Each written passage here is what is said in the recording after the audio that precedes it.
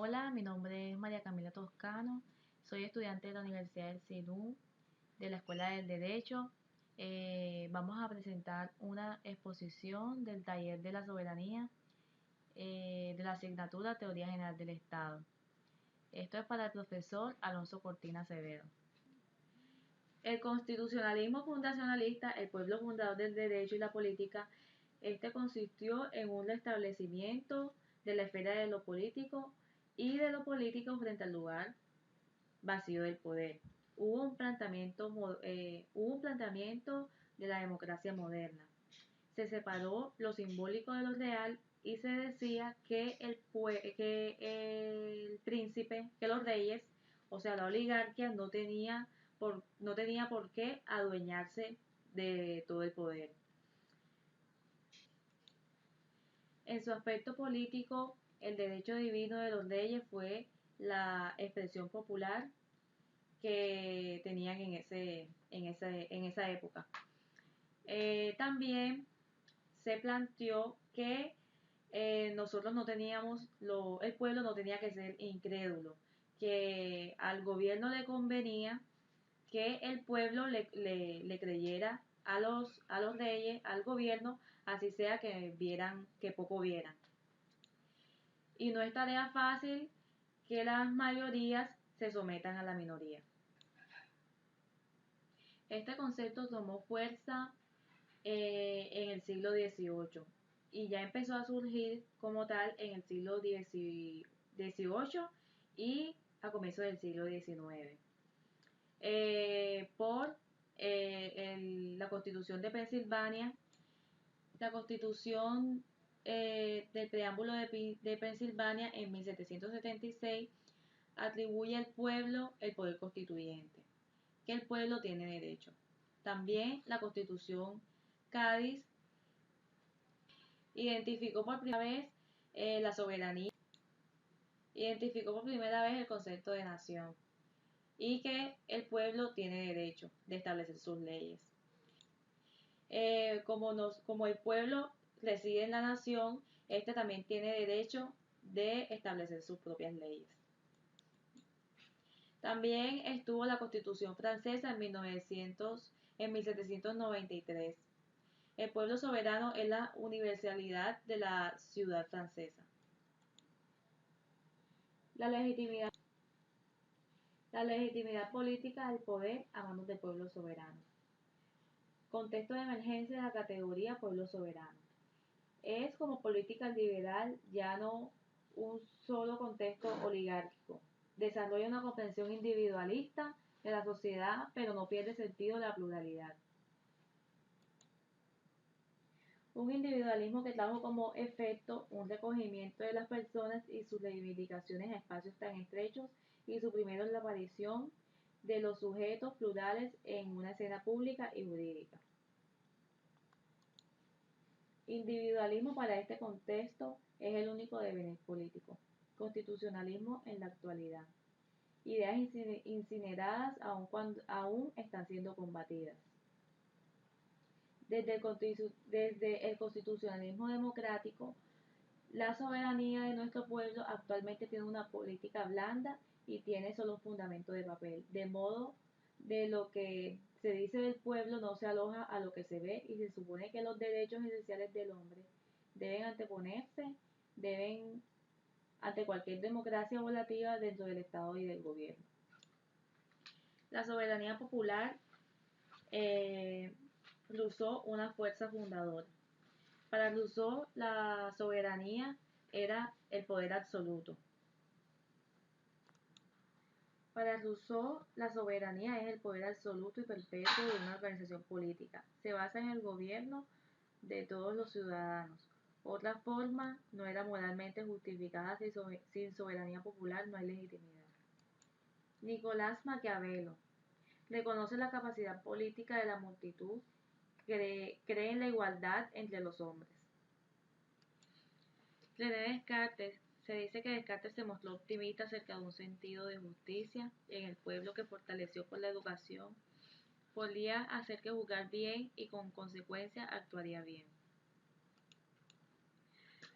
Baruch Llega a la conclusión,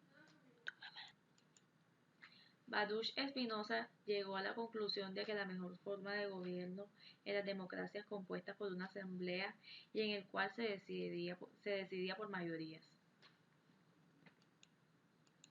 Montesquieu decía que el pueblo no tenía la capacidad de elegir, ni tenía la capacidad suficiente de darse cuenta de la gestión de los demás y que el pueblo no estaba capacitado para llevar la gestión por sí mismo. Decía que la mayoría de los ciudadanos no tenía suficiencia para elegirlo y no tiene suficiencia para ser elegido. La soberanía del pueblo sobre la soberanía del Estado.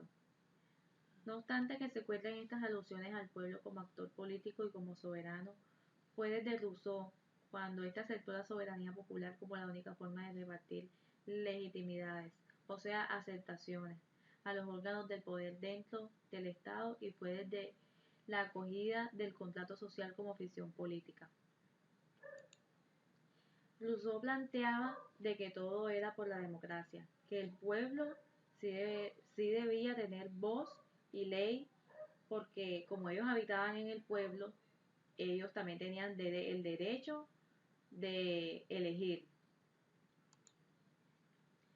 Como se ve con Rousseau, no se pierde el individualismo característico de la filosofía liberal. Pues el ginebrino aclara que no solo con preferencias, las costumbres y menos las definiciones las que estarán en el fondo de la voluntad general, que es la ley. Y la ley es la que hace súbditos a los hombres en la esfera privada, sino que es la que hace súbditos a los hombres, es la esfera privada, sino que es esperanzando en la posibilidad de construir una voluntad a través de la deliberación y la puesta en común de las posiciones nacionales acerca de los asuntos del Estado. Nación, pueblo y tercer estado en Emmanuel Joseph Sieyes. Joseph es un devenir político y activista. Este elaboró una proyección de acción revolucionaria en contra del Estado absoluto, cuando propuso como eje vertebral la noción del tercer Estado y denunció las injusticias protagonizadas y los privilegios a aquellos miembros de un orden aparte de una nación escogida dentro de la nación, que eran el clero y la nobleza. Él decía que ese tercer estado no necesitaba de los otros dos estados, que era el clero y la nobleza. Emmanuel José Sieyes, creó un tercer estado. Este decía que el estado no necesitaba de los otros dos estados, que no necesitaba tampoco del clero y la nobleza. No necesitaba ni del clero ni de la nobleza. El tercer estado se compone de la población carente de privilegios jurídicos y económicos, por tanto puede ser también considerado equivalente al grupo de no privilegiados. Joseph Marie Conde de Maestre sobre la imposibilidad del pueblo soberano. Este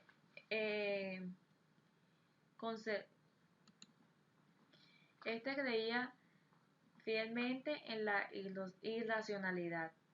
Atacó bases de soberanía del pueblo y todo lo que fuera producto de la ilustración. La irracionalidad, base de la vida social política, para él el racionalismo no funcionaba. Dos cosas buenas para él en el mundo eran la antigüedad y la irracionalidad.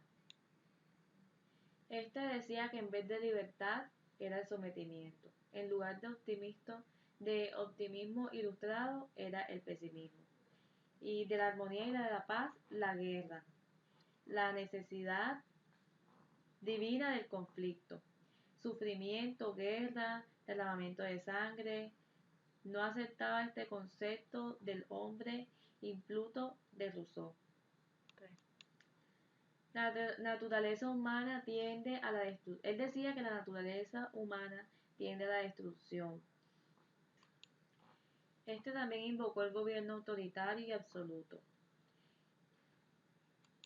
que supiera controlarse y se caracterizaba por el temor. Un gobierno atrevedor, un gobierno atrevedor,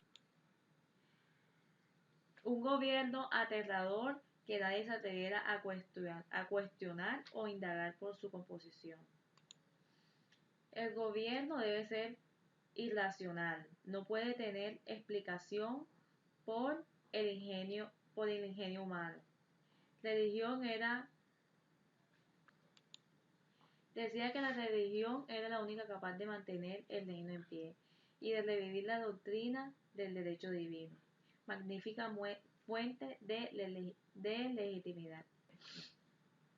Edmund Burke y la quimera del pueblo soberano. Este decía que la sociedad necesitaba un cambio, pero no de una forma que produciera desorden a una organización. eh, a una organización. También decía que la reforma debe buscarse en un principio de referencia de la antigüedad y estando seguro de poder realizar por fines claros y ajustados de la realidad. Muchas gracias por su atención.